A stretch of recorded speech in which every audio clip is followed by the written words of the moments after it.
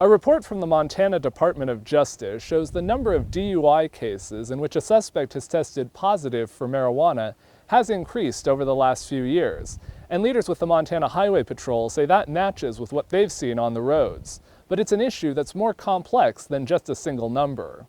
The information comes in the annual report from the Forensic Science Division, commonly known as the State Crime Lab. In 2021, the first year after possession of marijuana was decriminalized in Montana, the lab reported 621 DUI cases, where samples tested positive for THC or the products it breaks down into. Leaders noted that's an increase of 17% over 2020, when there were 530 such cases. But it's not a trend that only began then. In 2019, there were 464 DUI cases testing positive for marijuana-related substances. There were 454 in 2018 and 284 in 2017. MHP Sergeant Jay Nelson says the agency can't point to one factor to explain the entire increase. You know, I think it's a combination of all of this. I mean, to say specifically it's about legalization, I don't think we have the data to show that. Another trend has been a jump in DUI samples showing multiple substances. In 2021, the crime lab reported 127 cases where someone tested positive for both alcohol and THC, and 205 where they showed alcohol, THC, and another drug. Pepper Peterson, president and CEO of the Montana Cannabis Guild, says that data backs up their contention that few drivers are being cited for marijuana impairment alone. What we're seeing is that people who are traditionally impaired on something might be adding marijuana to the mix.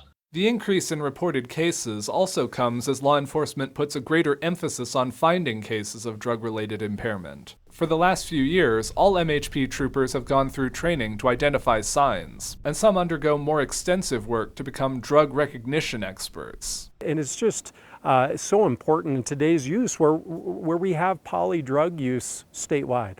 Currently, 27 MHP troopers out of more than 250 statewide are trained as drug recognition experts, and leaders say that shows the emphasis they're trying to put on addressing DUI. In Boulder, Jonathan Amberian, MTN News.